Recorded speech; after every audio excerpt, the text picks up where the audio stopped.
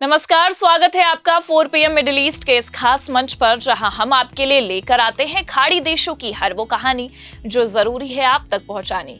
तो इसी सिलसिले में आज हम बात करेंगे एक ऐसे त्योहार की जो दुनिया भर में लाखों लोगों के लिए खुशी, एकता और बलिदान का प्रतीक है। ईद अल अजहा, जिसे बलिदान का पर्व भी कहा जाता है, संयुक्त अरब अमीरात यानी कि यूएई में इस बार ये पर्व बेहद धूमधाम और आध्यात्मिक उत्साह के साथ मनाया गया। तो आइए आपको लेकर चलते हैं इस खूबसूरत उत्सव की झलक दिखाने, जहां परंपराएं, आस्था और समुदाय का संगम देखने को मिलता है। ईद अल अजहा इस्लाम के सबसे महत्वपूर्ण त्योहारों में से एक है, जो हजरत इब्राहिम की अल्लाह के प्रति आज्ञाकारिता और बलिदान की भावना को याद कराता है। कुरान के अनुसार अल्लाह ने इब्राहिम से उनके बेटे इस्माइल को बलिदान करने का आदेश दिया था, ताकि उनकी आस्था की परीक्षा हो सके। इब्राहिम ने बिना किसी भी हिचक के इस आदेश को स्वीकार किया, लेकिन अंतिम क्षण में अल्लाह ने उनके बेटे की जगह एक मेमन को बलिदान के लिए भेजा। ये कहानी विश्वास, समर्पण और दया का प्रतीक है। यूएई में जहां इस्लाम आधिकारिक धर्म है, ये पर्व धुल हिज्जा महीने के 10वें दिन से शुरू होता है और 4 दिनों तक चलता है। ये हज यात्रा के समापन का भी प्रतीक है, जो मक्का में लाखों मुसलमानों द्वारा की जाती है। यूएई में इस बार ईद अल अजहा 6 जून 2025 को शुरू हुई, जिसकी तारीख चांद दिखने के आधार पर तय की गई थी। यूएई में ईद अल अजहा के लिए लोगों को 4 दिन की सार्वजनिक छुट्टी भी मिली थी, जो 5 जून को अराफात डे से शुरू हुई और 8 जून तक चली। इस दौरान सरकारी और निजी क्षेत्र के कर्मचारियों ने इस लंबे वीकेंड का पूरा लुत्फ उठाया। बाजारों में रौनक देखने को मिली, लोग नए कपड़े, उपहार और स्वादिष्ट व्यंजन खरीदने में व्यस्त थे। दुबई और अबू धाबी के शॉपिंग मॉल्स रंग बिरंगी सजावट से जगमगा रहे थे। पारंपरिक अरबी मिठाइयां जैसे बकलावा और ममूल दुकानों की शोभा बढ़ा रही थी। महिलाओं और बच्चों ने हाथों पर मेहंदी भी रचाई, जबकि पुरुषों ने पारंपरिक कंदूरा पहनकर उत्सव की शान बढ़ाई। बच्चे खास तौर पर उत्साहित थे, क्योंकि उन्हें ईदी यानी कि बड़ों से पैसे और तोहफे मिलने की उम्मीद जो थी।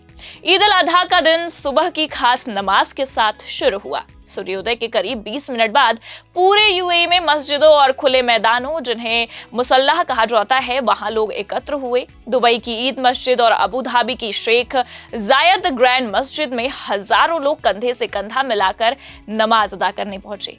नमाज के बाद इमाम ने बलिदान और दान के महत्व पर प्रवचन भी दिया। नमाज के बाद सबसे अहम रस्म थी कुर्बानी यानी कि बलिदान।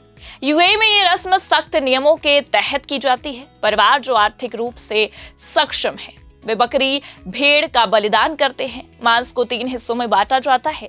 एक हिस्सा परिवार के लिए, दूसरा रिश्तेदारों और दोस्तों के लिए और तीसरा जरूरतमंदों के लिए। यूएई सरकार ने अबू धाबी और दुबई में सॉल्टर हाउस की सुविधाएं बढ़ाकर यह सुनिश्चित किया कि यह प्रक्रिया स्वच्छ और संगठित हो। ईद अल अजहा केवल धार्मिक रस्मों तक ही सीमित नहीं है, ये समुदाय को एकजुट करने का भी समय है। यूएई में परिवार और दोस्त एक साथ इकट्ठा हुए, स्वादिष्ट दावतों का आनंद भी लिया। पारंपरिक व्यंजनों जैसे मटन बिरयानी, हलीम और कबाब ने हर मेज की शोभा बढ़ाई।